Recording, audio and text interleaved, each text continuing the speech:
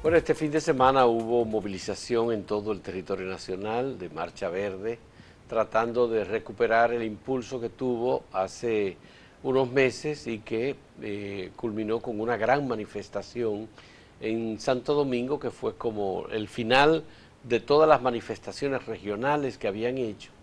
Y se produjeron este fin de semana, este domingo, movilizaciones de personas en diferentes puntos del territorio nacional.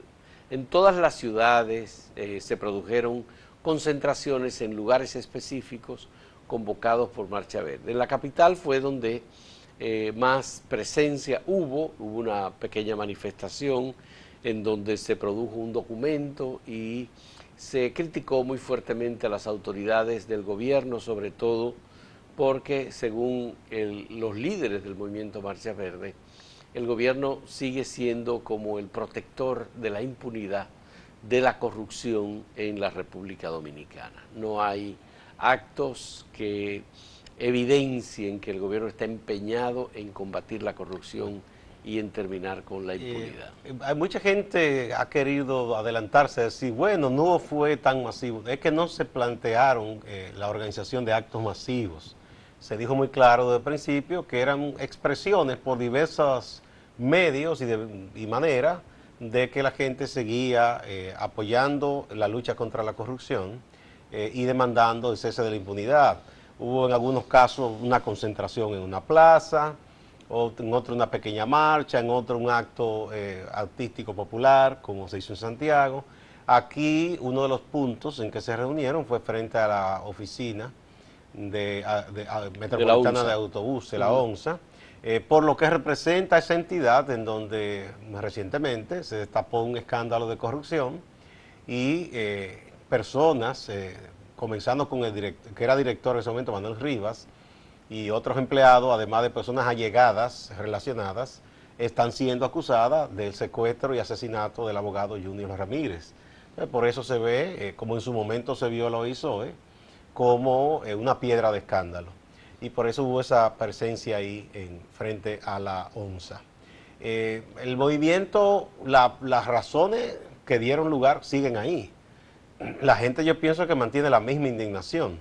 Lo que mucha gente ha estado analizando respecto es el devenir de Marcha Verde, si darán otros pasos, si se van a constituir algún tipo de movimiento orgánico, no se sabe, para evitar que las energías que la población, ¿verdad?, volcó sobre este movimiento, luego se diluyan, se dispersen, se disgreguen y no se logren los fines para los cuales la gente comenzó a protestar y a reclamar el cese de la impunidad y el fin de la corrupción. Ya.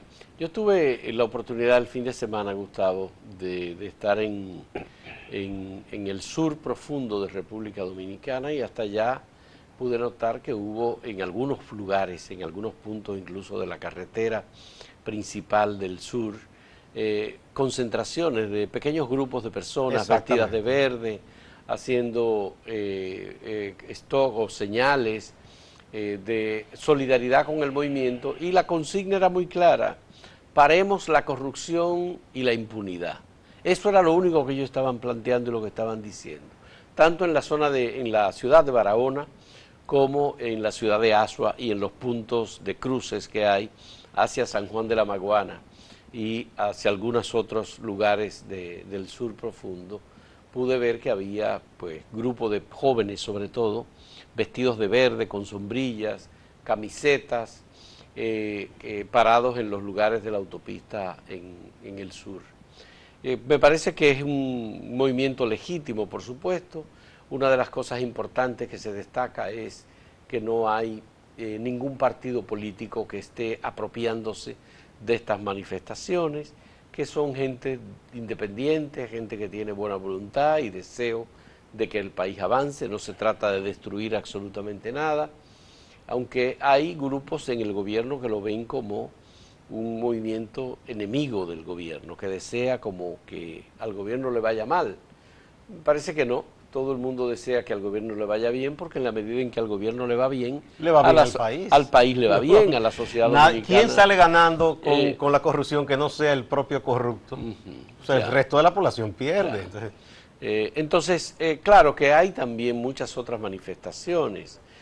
Por ejemplo, acabamos de ver el informe que se produjo sobre cómo el Estado Dominicano desperdicia aproximadamente 90.000 millones de pesos al año utilizando recursos para pagar botellas, por ejemplo, o en instituciones que son prácticamente inexistentes, que resultan vivas todavía para poder pagar cuotas políticas o asignaciones a diferentes partidos y aliados. La diputada Farideh Raful sometió un proyecto de racionalidad para el Estado que busca precisamente que entidades que coinciden en la misma tarea y que entonces si coinciden es porque hay una que no hace nada y la otra hace la labor, sean eliminadas. Hay muchísimas cosas. Ponemos, por ejemplo, se ha señalado como ejemplo, aquí hay una comisión presidencial de asuntos barriales, ¿verdad? Que hace labor de qué? De algún tipo de ayuda social, algún tipo de... Y hay otra que es de asuntos provinciales. Lo mismo, pero provincial. Aquí hay una cosa que se llama dirección de ornato. Uno sabe qué exactamente hace porque aquí hay ayuntamiento, aquí está obra pública, entonces este tipo de cosas, ¿para qué? El Instituto de la Aguja, que data de la época en que había una visión muy sexista de que a las mujeres se les enseñaba en unas escuelas a tejer, a bordar, a cocinar, y a los hombres se les enseñaba a manejar equipos, por ejemplo, de carpintería, de electricidad. Sí. Esa es una visión muy sesgada que ya eso no debe ser en la sociedad de hoy y no tiene ningún sentido que eso exista. Sí. Hasta pero, Monte de Piedad, que es una compraventa del gobierno, ¿eso existe todavía? Eso sí, es que difícil que se... Bueno, tiene que ocurrir alguna tragedia para que el gobierno decida eliminar instituciones como ocurrió con la Corporación Dominicana de Empresas Estatales. Que ya por ley debió ir desapareciendo, pero todavía está ahí, eso es un proceso un poco lento. Sí. Se están examinando papeles, cosas. Que le entreguen a bienes nacionales eso y eviten designar en bienes nacionales algún dilapidador que comience a vender también, porque eso es lo que ocurre tradicionalmente y de lo que hemos sido víctimas como sociedad. Los bienes públicos se convierten en bienes para el usufructo del más vivo. Ahí están las tierras del Consejo Estatal del Azúcar, Gustavo. Si aquí se hiciera una investigación seria sobre cómo han sido robadas las tierras del Consejo Estatal del Azúcar, tú te vas a encontrar con muchos políticos que se han enriquecido precisamente comprando tierras políticos, a precio, militares. Pero, bueno, sí, de todo tipo, bueno, comprar a precio de vaca muerta, como dice, es que ni regalada es más barata, tú sabes, como la obtienen. Y cercan inmediatamente las tierras. Y la tierra de los parques nacionales igualmente se las roban. Sí, ha habido un pillaje. También, las zonas de amortiguamiento de los parques nacionales igualmente se las roban y las cercan. Ha habido un gran pillaje. Y entonces se declaran o crean títulos de propiedad. ¿Tú te recuerdas con Puro Pichardo y Jaime Rodríguez Guzmán? Sí, no, y que, como hicieron, pero ese fue como el personaje, si se quiere, pintoresco. Hicieron títulos de propiedad y distribuyeron parcelas agrícolas. Pero hay mucha gente viva, igual que ocurrió también en la zona este, que comenzaron, y que zonas, proyectos de siembra en una playa. Yo no sé qué iban a sembrar, coco. Sí, pero era nada más porque se veían que eran tierras que tenían vocación turística y se iban ganando un dinero vendiéndola después. Ya. Entonces, obviamente, todo esto implica que el Estado debe tener defensores de los bienes públicos. Los bienes públicos son para el disfrute de todos, no para ser dilapidados por un grupo de oportunistas que llegan al gobierno en un momento bueno, aquí hay una visión, y deciden, por vía de cualquier manejo, qué sé yo, crean movimientos de adhesión política. Y tú creas un movimiento y dices, bueno, a mí me toca algo si ganamos la elección. Eso es, esa visión así de reparto que hay, pero el reparto espurio, de la peor manera. Eso ha hecho mucho daño al Estado Dominicano y a la sociedad dominicana, que debió avanzar mucho más en su desarrollo económico y social. Por eso se está expresando el movimiento Marcha Verde, para evitar que estas cosas ocurran, y uno lo que tiene que hacer es reconocer el valor que tiene esa expresión popular, pequeña, mediana o grande, porque cuando ellos han querido hacer algo grande, lo han hecho grande, como nadie lo había hecho en la historia de la República Dominicana. Vamos a una pausa.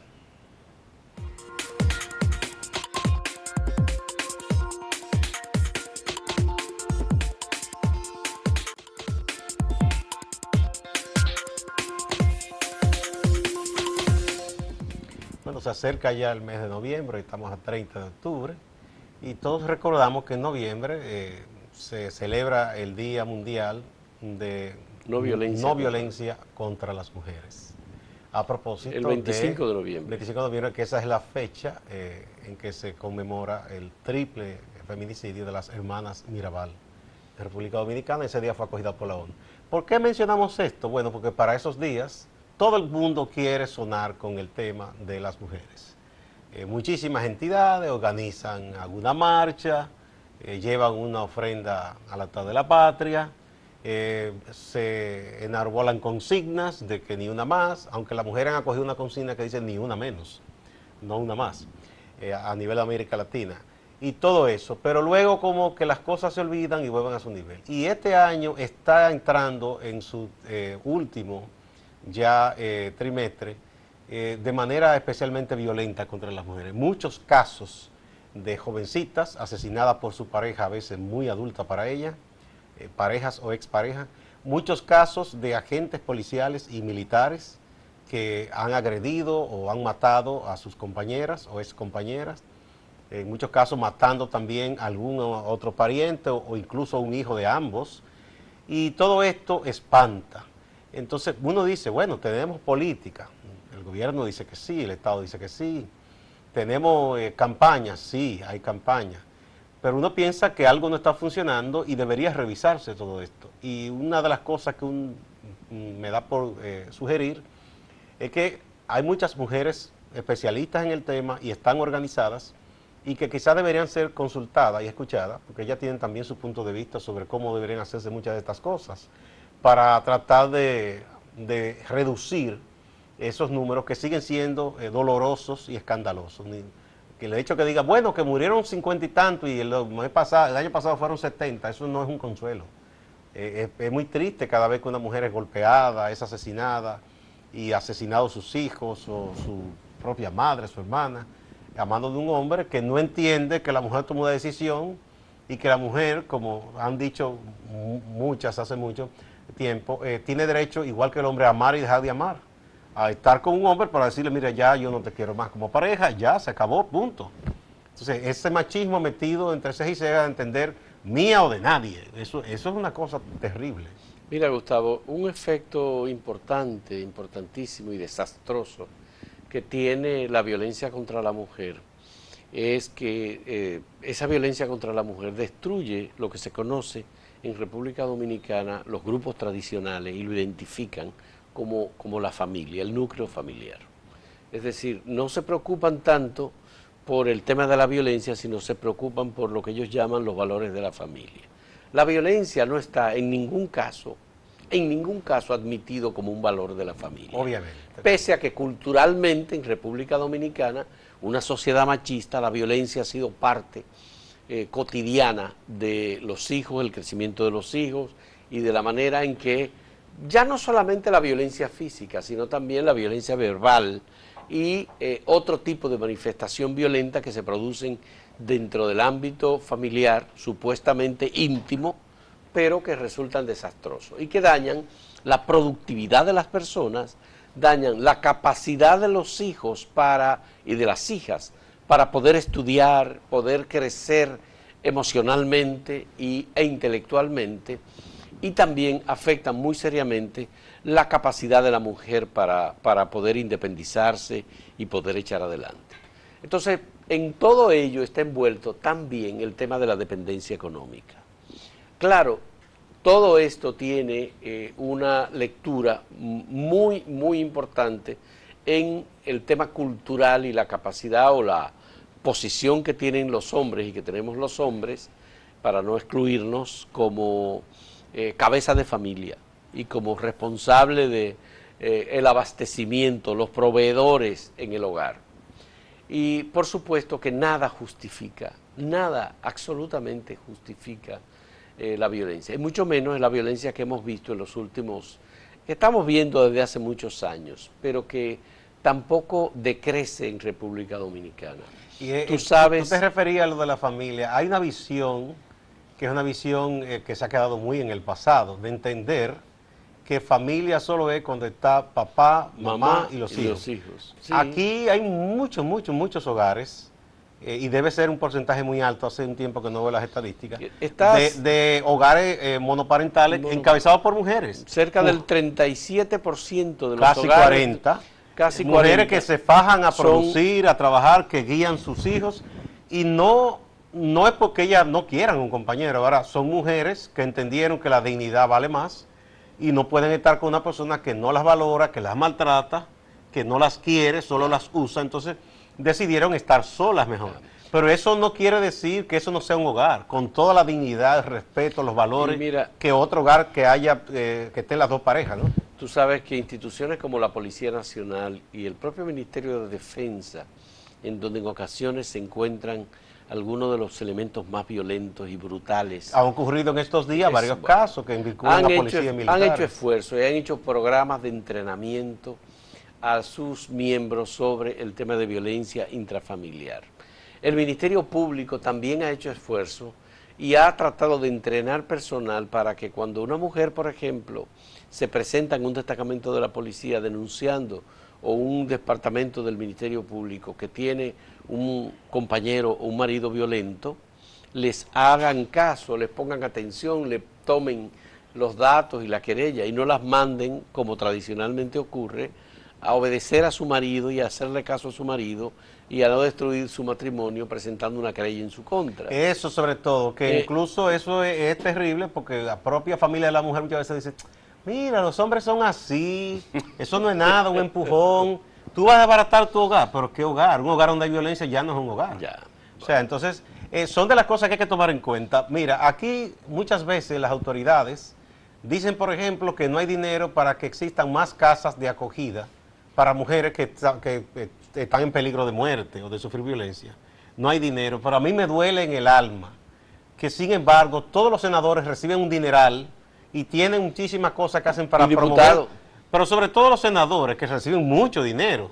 Y yo diría que pudiera haber, incluso si no en cada provincia, por región, 2 o 3 casas, porque la idea de esa casa es que una mujer de un lugar, para evitar que el hombre la mate, de manera secreta la trasladan a otro lugar. O sea, que bien pudiera casas de acogida. Una mujer de aquí ser enviada, ¿qué te digo yo?, a Puerto Plata y una de Puerto Plata aquí. En donde hay especialistas que le dan apoyo emocional. El apoyo emocional. Incluso en muchos casos se las entrena para que puedan desarrollar algún tipo de trabajo y no tengan ya la dependencia de ese hombre que, encima de que la maltrata, usa el chantaje respecto a la manutención de los hijos. Es decir, si no estás conmigo, no te doy dinero. Y si ella lo somete, entonces se vuelven más violentos todavía. Sí. Mira, Gustavo, hace falta, por supuesto, que el Estado revise, como tú has dicho, sus políticas.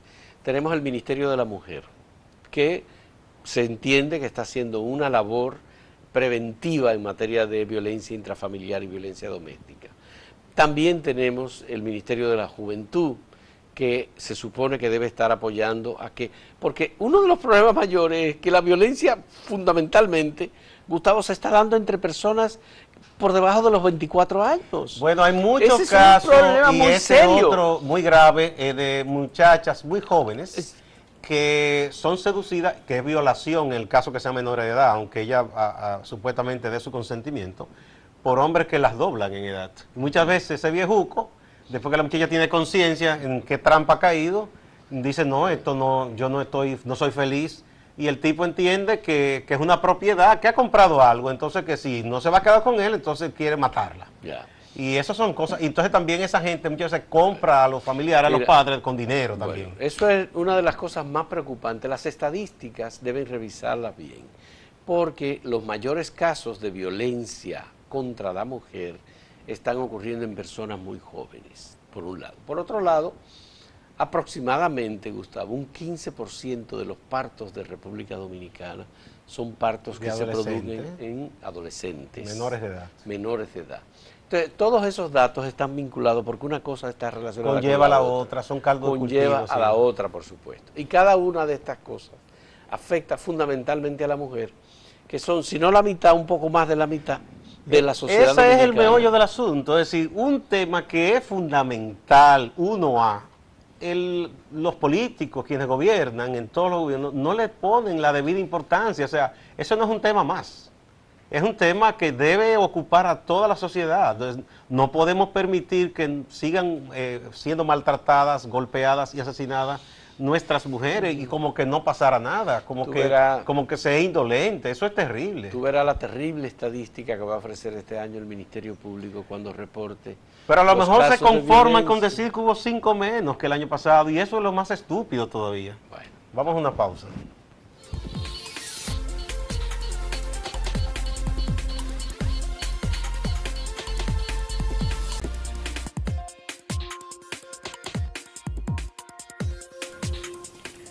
se acaba de dar a conocer la encuesta Latinobarómetro del año 2017, que es una encuesta que mide la calidad de la democracia en América Latina y que se realiza cada año. Rosario Espinal es la persona que le ha dado más seguimiento y es la responsable de la publicación del informe en el caso de la República Dominicana. Hay varias instituciones académicas que dan seguimiento a este tipo de estudios y que normalmente nos ponen ante los datos de qué es lo que la gente en la República Dominicana cree sobre el sistema democrático. En este año 2017 se ha registrado un descenso importante en el nivel de apoyo del conjunto de la sociedad dominicana al sistema democrático, o una inconformidad con la democracia que nunca antes, Gustavo, ¿Y en cuánto anda esa inconformidad? Se había registrado. Apenas un 54% de los dominicanos... No, pero eso para que hagan una fiesta con 10 orquestas. Pues. O apenas un 54% de la sociedad dominicana está conforme o satisfecha como en 10. Con el sistema democrático. No, porque obviamente hay, por ejemplo, valoraciones que tú puedes decir, bueno, espérate, ¿cuáles son los principales problemas que hay en la sociedad dominicana? Principalmente la violencia. La gente identifica la violencia, pero la gente identifica el desempleo, identifica la carestía, y cada quien tiene valores distintos sobre estas cosas. Y como son también preguntas abiertas, pero en el caso de la confianza, por ejemplo, de las instituciones, los que peor están son los partidos políticos, que son los que más bulla hacen. ¿Y cómo están los partidos? Los partidos políticos tienen un reconocimiento o una confianza de apenas un 15%. Pero mucho me lo encuentro. Ya. Sí, para lo que yo los partidos. En primer lugar, en confianza de la ciudadanía, se encuentran las iglesias en general, que tienen un 75% de confianza. Por eso que estamos tan mal. Imagínate tú, si el 75%. Las iglesias. Bueno. Y en segundo lugar, después de las iglesias, los guardias, las Fuerzas Armadas Dominicanas. El fascismo. Un 42% de apoyo. Pero eso es apenas un 42%, es un poquito menos de la mitad del apoyo o el reconocimiento o confianza que tienen las iglesias. Fuera de broma, eso indica un malestar muy grande. Un malestar muy grande y una tendencia hacia el autoritarismo. La gente está favoreciendo casi un gobierno autoritario. De fuerza. Y eso es peligroso en una sociedad que ocurra eso, porque por ahí se puede colar cualquier proyecto aventurero de fuerza. Bueno, después de las Fuerzas Armadas, que tienen un 42% de confianza o registran, está el gobierno dominicano, que tiene un 28% de confianza, solo un 28% de confianza. Y después del gobierno está el órgano electoral, que tiene un 23% de confianza. Y después del órgano electoral está el Congreso Nacional, que tiene también un 23% de confianza. Y después de eso está el Poder Judicial, ¿que tiene cuánto? Un 22% de confianza. Y después de eso es que están los partidos políticos con apenas un 15% de confianza. Entonces esto está sustentado en la fe de la gente en las iglesias. En las iglesias y las Fuerzas Armadas. Es un fascismo que tenemos.